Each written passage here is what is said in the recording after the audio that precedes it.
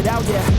Please tell me all the bad, never good. Fill my head full of every single doubt, yeah. Please say any negative thoughts. I pop off when I hear people say I cannot. I get off to the thought of proving everyone wrong. I won't stop to the top, so you better back off and get lost.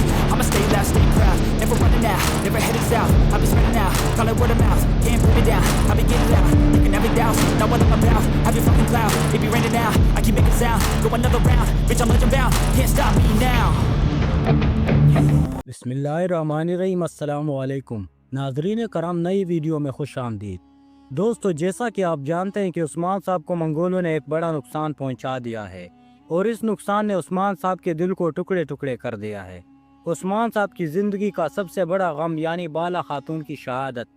इसके अलावा ओरहान और अलाउद्दीन और फातिमा के लिए भी ये घड़ी किसी क़यामत से कम नहीं है। उस्मान साहब की हालत काफ़ी ख़राब थी और उस्मान साहब इस चीज़ की तवक्को नहीं कर रहे थे कि उसे बाला खातून को खोना पड़ेगा।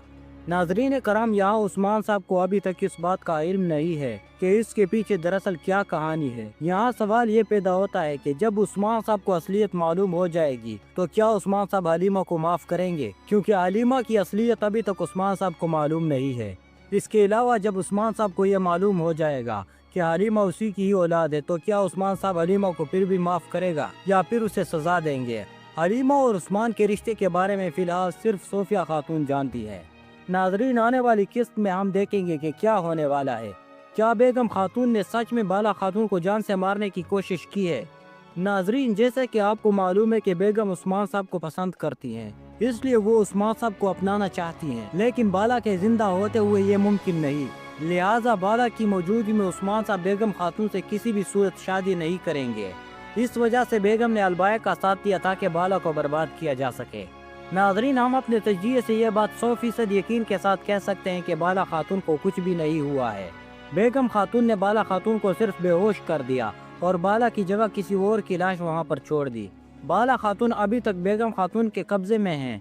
इसके बारे में ना तो अलबाया और ना सोफिया, यहाँ तक कि उलगान मंगोल को भी खबर नहीं होगी।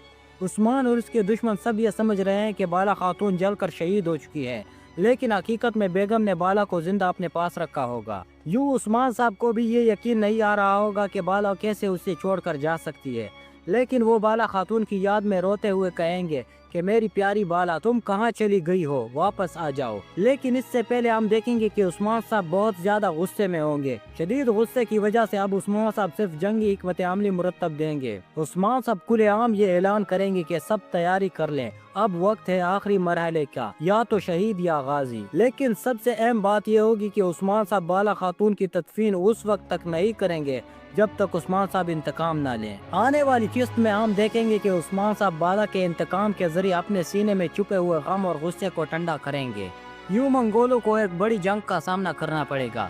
नाजरीन, आने वाली किस्त में रोने धोने के मनाजिर ज्यादा होंगे। उस्मान के कबीले का हर फर्द, चाहे वो मर्द हो, औरत हो, जवान हो या बच्चा, हर किसी की आंखों में आंसू होंगे। फातिमा खातून बाला की लाश के साथ लिपट कर रोएंगी। नाजरीन, आज की वीडियो में फिल वक्त तक के लिए इतना ही। वीडियो अच्छी लगे तो इसे लाइक और चैनल को सब्सक्राइब जरूर कीजिए ताकि हमारी हर आने वाली वीडियो सबसे पहले आप तक पहुंचती रहे। वीडियो मुकम्मल देखने के लिए आपका बहुत बहुत शुक्रिया। आपसे मुलाकात होगी अगली वीडियो में। तब तक के लिए हमें दीजिएगा इजाज़त और दुआओं में याद रखिएगा। अल्लाह निगहबान।